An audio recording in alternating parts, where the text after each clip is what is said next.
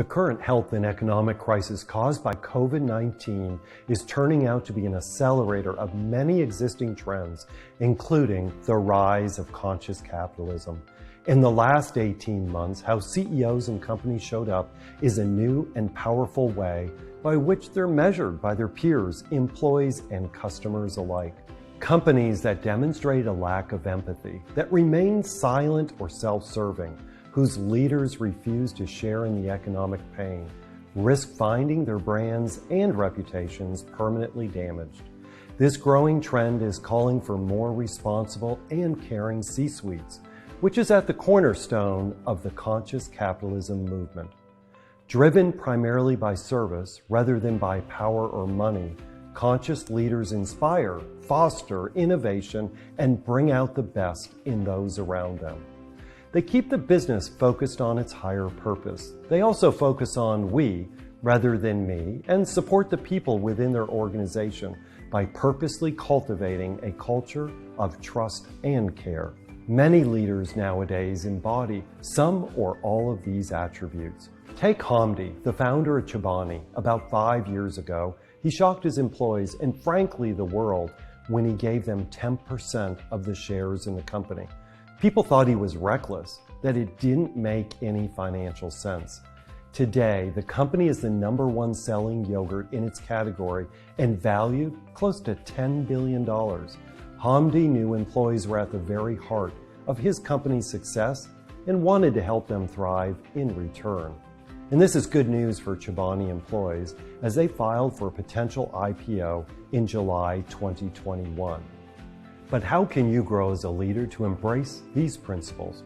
Well, entrepreneurs like you and I are problem solvers at heart. We're both dreamers and doers and believe in the power of capitalism to address gaps and challenges in the marketplace and the world around us.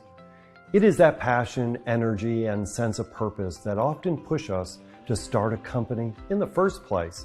However, according to a wide array of studies, most CEOs today spend less than 20% of their time doing what brings the greatest value for their organization in terms of impact, growth, and revenue.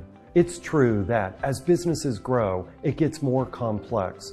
We are then left doing or worrying about day-to-day issues that are not the best use of our limited resources.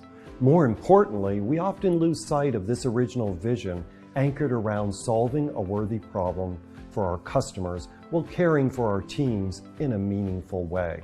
One way to address this issue is to empower a business's single key executive or second in command. An effective second in command, when given the right development tools, can give us the freedom we need to make the best use of our time. It's not about delegating, it's about deputizing and empowering key executives to grow as leaders in their own right.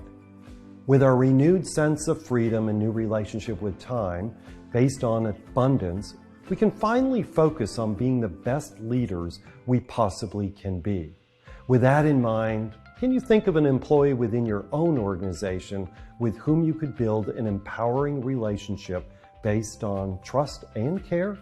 If so, can you build simple yet regular communication touch points to share what keeps you up at night and how that person can help you focus on your highest and best use? Finally, what are you doing to better understand your own behaviors, motivations, drive, and talents?